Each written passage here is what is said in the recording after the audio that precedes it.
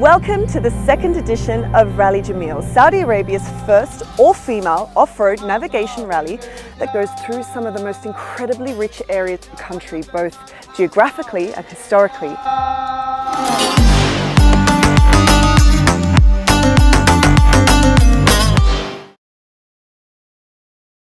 The second edition of Rally Jameel begins in the beautiful AlUla, an ancient Arabic oasis city that was the crossroads for the incense trade route, connecting Asia, Africa and Europe, trading in spices, cotton, silk and myrrh. AlUla is home to Saudi Arabia's most dramatic rock formations.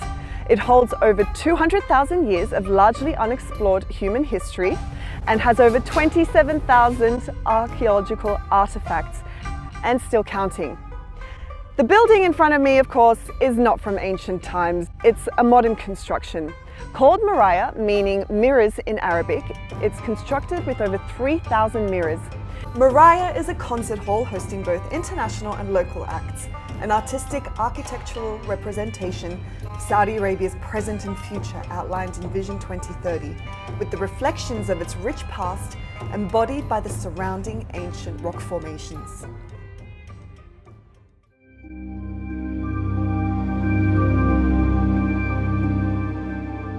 Nestled in the northern part of AlUla is an archaeological site that's been practically undisturbed for 2,000 years and was once an international trade hub.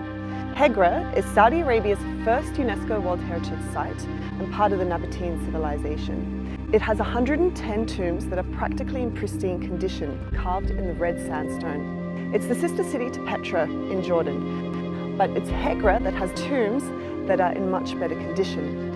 This group of tombs here, 29 to be exact, is called Jabal Al Banat, meaning the girls' mountain.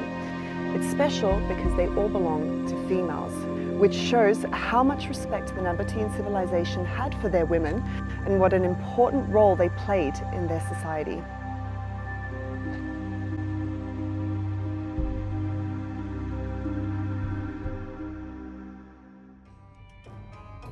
Deep in the necropolis lies Hegra's largest tomb and one of the greatest mysteries of this site.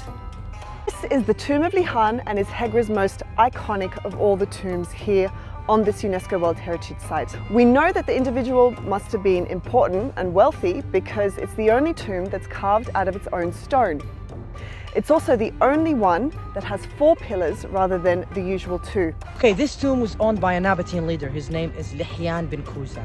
You see, he was a general. He was distinguished and special at his time, so he wanted to be special even after his death. He said, I want to build a tomb that no one got the same tomb, with the 4 Roman columns and the biggest facade in one mountain. And he did. He did a great job actually, but unfortunately there's a sad ending in this story. It didn't end well for Lihyan bin Kuza because he died far away and he didn't get buried at the tomb. And the tomb was not finished. Elephant Rock rises 52 meters up from the golden sands of AlUla into the Arabian sky. You can see immediately how it gets its name, the distinct shape of an elephant with the body and the trunk. It's hard to look at this structure and not feel a complete sense of awe. It's surrounded by other equally impressive rock formations, but this one just grabs your attention. It's made from red sandstone, and the unique shape is a result of millions of years of wind and water erosion. Don't forget, AlUla was once completely submerged underwater. It was a time of shallow seas, volcanoes, and great tectonic pressures that moved these formations up to what we see today. Elephant Rock is AlUla's most iconic monolith, and every year brings more and more tourists to discover its magic.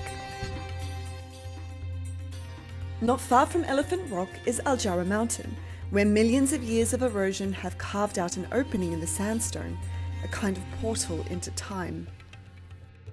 AlUla has no shortage of awe-inspiring places like this. It's a true testament to Mother Nature and her power. She is the real artist of our time, leaving us with sculptures that have taken millions of years to create and continue to shape and form over time.